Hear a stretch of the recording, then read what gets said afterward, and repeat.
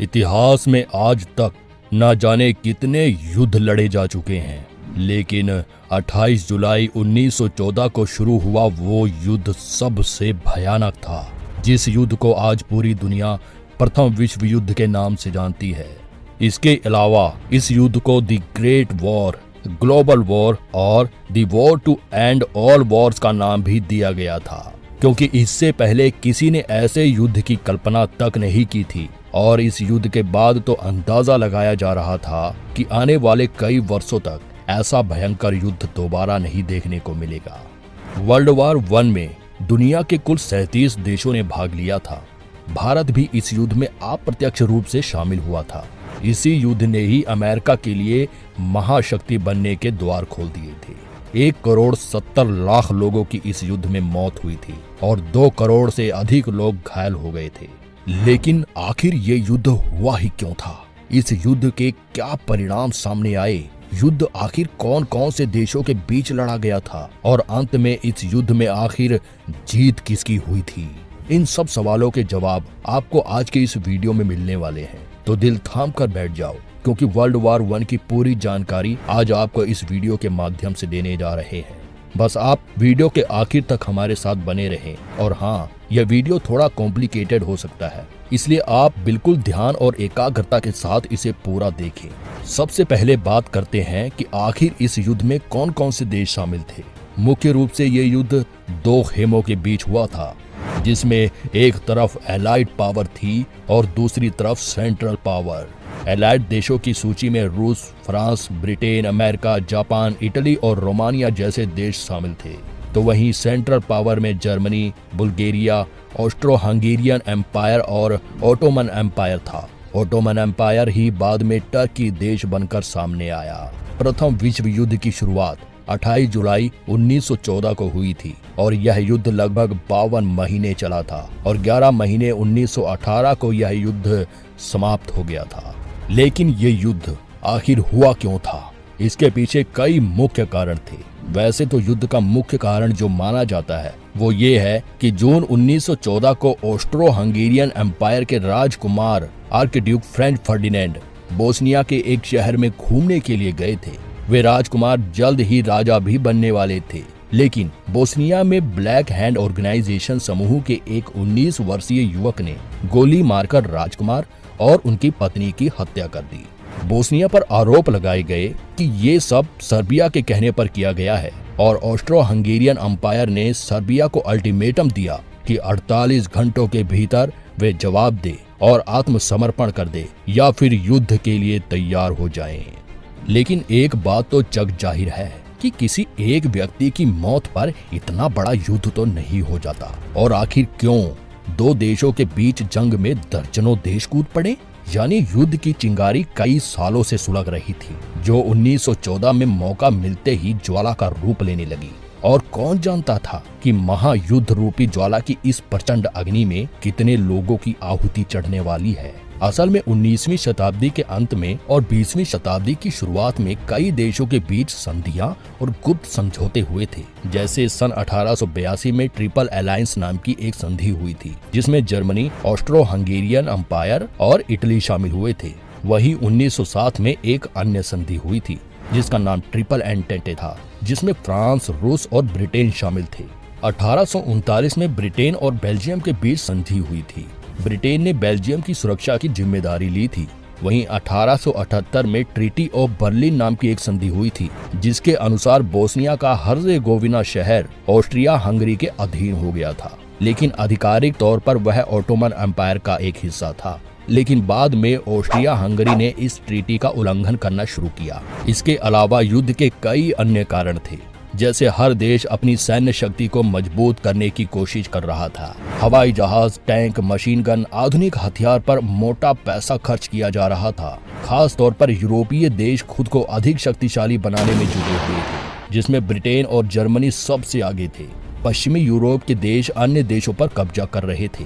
एक समय ऐसा भी था जब ब्रिटेन ने दुनिया के 25% हिस्से पर कब्जा कर लिया था।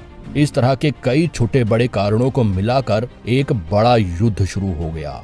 युद्ध शुरू कैसे हुआ, चलिए उसके बारे में बात करते हैं। जैसा कि हमने अभी आपको बताया था, 28 जून को ऑस्ट्रिया हंगरी के राजकुमार की गोली मारकर हत्या कर दी गई थी। इसके बाद जुलाई क्राइसिस की शुरुआत होती है। ऑस्ट्रिया हंगरी ने सर्बिया को हमले की धमकी दे रखी थी, लिहाजा सर्बिया ने मदद के लिए रूस की तरफ दोस्ती का हाथ बढ़ाया।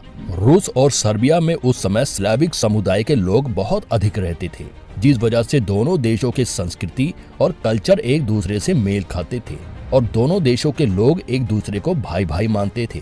वहीं दूसरी ओर ऑस्ट्रिया हंगरी ने जर्मनी से मदद मांगी, क्योंकि जर्मनी के साथ उन्होंने 1882 की संधि साइन की हुई थी। यहाँ पर एक और खास बात ये थी, जिसमें आपस में किसी भी देश को अन्य देश के बारे में ये जानकारी नहीं थी कि किस देश की कौन कौन से देशों के साथ संधि या गुप्त समझौते हुए हैं। इस बात ने युद्ध को और ज्यादा गंभीर बनाने का काम किया, क्योंकि यदि एक दूसरे की शक्तियों के बारे में अंदाजा होता तो वे पहले ही अपना अगला कदम सोच समझकर आगे बढ़ाते। ऑस्ट्रिया हंगरी और जर्मनी ने मिलकर सर्बिया पर हमला कर दिया। वहीं दूसरी ओर रूस और फ्रांस मिलकर जर्मनी पर अटैक करने लगे, जिससे वह ऑस्ट्रिया और हंगरी की मदद न कर पाए।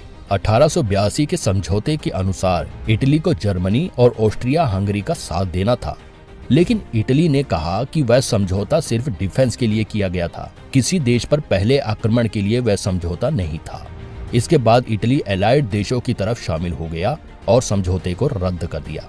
जर्मनी ने बेल्जियम के रास्ते फ्रांस पर अटैक करना शुरू किया, क्योंकि रूस एक बड़ा और शक्तिशाली देश था। इसलिए जर्मनी ने सोचा क्यों न पहले फ्रांस से ही निपट लिया जाए। लेकिन जैसे ही जर्मनी की सेना ने बेल्जियम में प्रवेश किया, ब्रिटेन बेल्जियम की मदद के लिए आगे आ गया, क्योंकि बेल्जियम की सुरक्षा की जिम्मेदारी ब्रिटेन ने ले रखी थी।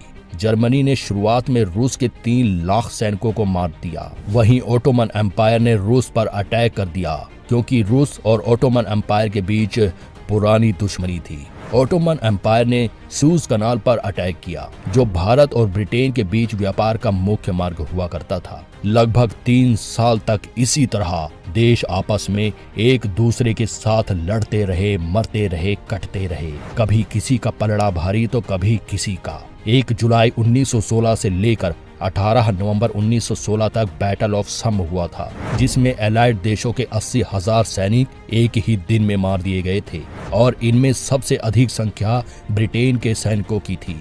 इसके बाद फ्रांस और ब्रिटेन ने मिलकर जर्मनी की कॉलोनियों पर आक्रमण करना शुरू कर दिया। जापान ने भी ब्रिटेन की मदद की, क्योंकि जापान और ब्रिटेन के बीच में भी एक समझौता हुआ था। वहीं ब्लैक सी के रास्ते ओटोमन एम्पायर ने रूस पर आक्रमण किया, तो इधर जर्मनी और ब्रिटेन के बीच पानी के भीतर युद्ध शुरू हो गया, जिसे नोवेल वॉर का नाम दिया गया था। जर्मनी की पनडुब्बियां एलाइड पावर्स पर हावी पड़ती नजर आई। दोस्तों, अभी तक आपने गौर किया होगा कि इस युद्ध में अमेरिका की एंट्री नहीं हुई थी। अमेरिका वैसे तो एलाइड देशों की तरफ था, लेकिन प्रत्यक्ष रूप से अभी तक वह युद्ध में शामिल नहीं हुआ था। समुद्र में जब युद्ध चल रहा था, तब जर्मनी ने पैसेंजर जहाजों को भी निशाना बनाना शुरू कर दिया। 6 अप्रैल 1917 को अमेरिका के जहाज RMS ल्यूसिटेनिया पर जर्मनी ने हमला किया, जिसमें 1200 यात्री सवार थे। अधिकतर यात्रियों की मौत हो गई और कई घायल हो गए, जिसमें अमेरिका के भी कई नागरिक थे। अमेरिका में उस समय राष्ट्रपति वुडरो विल्सन सत्ता में थे और उन्हें ये बात बर्दाश्त नहीं हुई। अमेरिका बौखला उठा और अपने देश से 10-10 हजार की टुकड़ियों में सेना को ब्रिटेन की मदद के लिए रवाना करने लगा। साथ ही सैन्य उपकरणों के जरिए भी अमेरिका ने ब्रिटेन और एलाइड देशों की मदद की। 1917 में रूस में व्लादिमीर लेनिन सत्ता में आते हैं और एक नई क्रांति की शुरुआत होती है। लेनिन जर्मनी के साथ शांति समझौता कर युद्ध से पीछे हट जाता है, लेकिन ब्रिटेन और फ्रांस अब भी युद्ध में बने होते हैं। अमेरिका के युद्ध में आते ही एलाइड पावर काफी शक्तिशाली हो गए और युद्ध एक तरफा हो गया। ओटोमन एम्पायर ने अक्टूबर 1918 में आत्मसमर्पण कर दिया। इसके बाद जर्मनी और ऑस्ट्रिया हंगरी पर एलाइड देश आक्रमण करते रहे। जर्मनी के शासक विल्हेल्म द्वितीय ने अपना देश छोड़कर हॉलैंड में जाकर पनाह ले ली। अब जर्मनी में नई सरकार का गठन हुआ। सेंट्रल पावर के देशों में अब सब कुछ बर्बाद हो चुका था। 11 नवंबर 1918 को सुबह 11 बजे जर्मनी की नई सरकार ने युद्ध विराम के कागजों पर हस्ताक्षर किए और युद्ध शांत हो गया।